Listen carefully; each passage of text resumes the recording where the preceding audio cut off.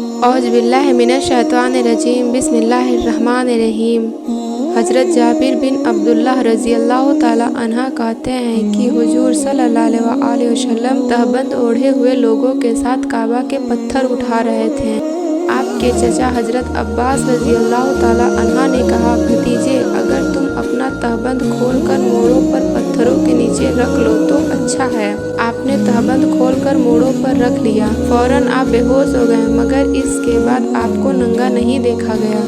हज़रत अबू सईद खुदरी रज़ियल्लाहु ताला अन्हा कहते हैं कि हुजूर सल्लल्लाहु अलैहि वसल्लम ने इस तरह कपड़ा लपेटने से मना फरमाया है जिससे हाथ पांव निकालने का रास्ता न रहे, या इंसान एक कपड़ा पहनकर इस तरह गठरी बनकर बैठे कि उसकी शर्मगाह का पर्दा न हो।